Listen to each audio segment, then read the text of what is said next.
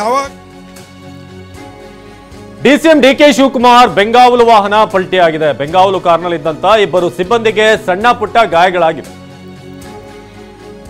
ಪ್ರಾಣಾಪಾಯದಿಂದ ಪಾರಾದಂತ ಕಾರ್ನಲ್ಲಿದ್ದಂತ ಇಬ್ಬರು ಸಿಬ್ಬಂದಿ ಬೆಂಗಳೂರು ಮೈಸೂರು ಎಕ್ಸ್ಪ್ರೆಸ್ ಹೈವೇಯಲ್ಲಿ ಘಟನೆ ಆಗಿದೆ. ಗೌಡಹಳ್ಳಿ ಟಿಎಂ ಹೊಸೂರು ಬಳಿ ಸಂಭವಿಸಿರುವಂತಹ ಅಪಘಾತ.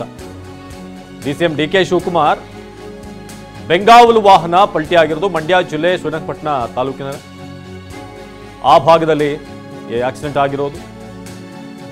ಈ ಸಾಧನ ಸಮಾವೇಶನ ಮುಗಿಸಿ ಬೆಂಗಳೂರಿಗೆ ವಾಪಸ್ ಆಗ್ತಾ ಇದ್ರು. ಆ ಸಂದರ್ಭದಲ್ಲಿ ಗಾಯಗೊಂಡ ಇಬ್ಬರು ಸಿಬ್ಬಂದಿಯನ್ನ ಮೈಸೂರು ಆಸ್ಪತ್ರೆಗೆ ದಾಖಲಿಸಲಾಗಿದೆ. ಅದು ಕೂಡ ಕಂಪ್ಲೀಟ್ ಉಲ್ಟಾಗಿ ಬಿದ್ದಿದೆ. ಅಲ್ಲಿ ನೀವು ನೋಡ್ತಾ ಇದ್ರಿ ಈಗ ಬೆಂಗಾವಲು ವಾಹನ ಜಸ್ಟ್ ಏನು ಎಲ್ಲೋ ಡಿಕ್ಕಿ ಹೊಡೆದಿರೋದು ಏನೂ ಅಲ್ಲ, ಸಂಪೂರ್ಣವಾಗಿ ತಲೆ ಕೆಳಗಾಗಿ ಬಿದ್ದಿದೆ.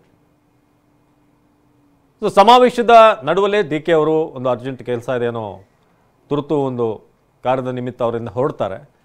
ಆದರೆ on the way Bengaluru Mysuru express ಹೈವೇಯಲ್ಲಿ ಅವರ ಬೆಂಗಾವಲು ವಾಹನ ಪಲ್ಟಿಯಾಗಿದೆ. ನೀವೀಗ ನೋಡ್ತಾ ಇದ್ದೀರಾ ಆ ಫೋಟೋವನ್ನು, ಅದು ಕೂಡ ಕಂಪ್ಲೀಟ್ ಆಗಿ ಮಗುಚಿ ಬಿದ್ದಿರೋದು. ಕಾರ್ನಲ್ಲಿದ್ದಂಥ ಇಬ್ಬರು ಸಿಬ್ಬಂದಿಗೆ ಸಣ್ಣ ಪುಟ್ಟ ಗಾಯಗಳಾಗಿದೆ. ಅದೃಷ್ಟವಶಾತ್ ಅಲ್ಲಿ ಬಿದ್ದಿರುವಂಥ ರೀತಿ ನೋಡಿದ್ರೆ ಅವರು ಉಳಿದಿರೋದೇ ಹೆಚ್ಚು ಅಂತ ಅಷ್ಟರ ಮಟ್ಟಿಗೆ ಕಾಣಿಸ್ತಾ ಇದೆ ಆ ದೃಶ್ಯಗಳು. ಆದರೆ ಯಾವುದೇ ರೀತಿಯಾಗಿ ತೊಂದರೆ ಆಗಿಲ್ಲ. ಬೆಂಗಾವಲು ವಾಹನ ಪಲ್ಟಿ ಆಗಿದೆ, ಆದರೆ ಯಾವುದೇ ರೀತಿಯಾಗಿ ಅವರಿಗೆ ಹೆಚ್ಚಿನ ಅಪಾಯ ಆಗಿಲ್ಲ ಅಂತ ದಿಲೀಪ್ ಈ ಬಗ್ಗೆ ಹೆಚ್ಚಿನ ಮಾಹಿತಿಯನ್ನು ಕೊಡ್ತಾರೆ. ದಿಲೀಪ್, ಇವತ್ತು ಹೇಳಿ ಕೇಳಿ ಮಳೆ ಇತ್ತು ಮಧ್ಯಾಹ್ನದ ನಂತರ.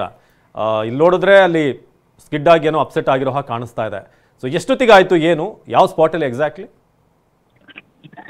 ಅವಿನಾಶ್, ಇವತ್ತು ಸಾಧನಾ ಸಮಾವೇಶಕ್ಕೆ ಡಿಸಿಎಂ ಡಿಕೆ ಶಿವಕುಮಾರ್ ಅವರು ಕೂಡ ಭಾಗಿಯಾಗಿ ಅವರು ಬೇಗ ತೆರಳಿದ್ರು. ಸಿಎಂ ಅವರು ಭಾಷಣಕ್ಕಿಂತ ಮುಂಚೆ ಅವರು ತೆರಳಿದ್ರು.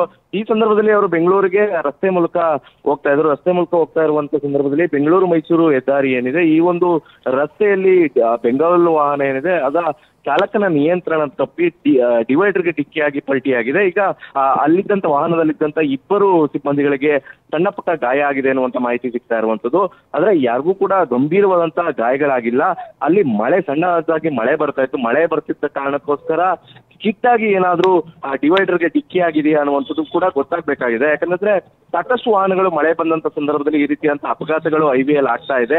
ಅದೇ ರೀತಿಯಂತ ಅಪಘಾತ ಏನಾದ್ರೂ ಆಯ್ತಾ ಅನ್ನುವಂಥದ್ದು ಕೂಡ ಗೊತ್ತಾಗ್ಬೇಕಿದೆ. ಅದೇ ಯಾಕಂದ್ರೆ ಬೆಂಗಾವಲು ವಾಹನ ಆಗಿರುವ ಕಾರಣಕ್ಕೋಸ್ಕರ ಸಾಕಷ್ಟು ವೇಗದಲ್ಲಿತ್ತು. ಡಿಸಿಎಂ ಅವ್ರನ್ನ ವೇಗವಾಗಿ ಬೆಂಗಳೂರಿಗೂ ಹೋಗ್ಬೇಕಾದ ಕಾರಣಕ್ಕೋಸ್ಕರ ವೇಗವಾಗಿ ಚಲಿಸ್ತಾ ಇದ್ದಂತ ಸಂದರ್ಭದಲ್ಲಿ ಈ ರೀತಿಯಂತ ಅಪಘಾತ ಆಗಿದೆ ಅನ್ನುವಂತ ಮಾಹಿತಿ ಸಿಗ್ತಾ ಇರುವಂತದ್ದು. ಅವಿನಾಶ್, ಧನ್ಯವಾದ ದಿಲೀಪ್ ಮಾಹಿತಿಗಾಗಿ.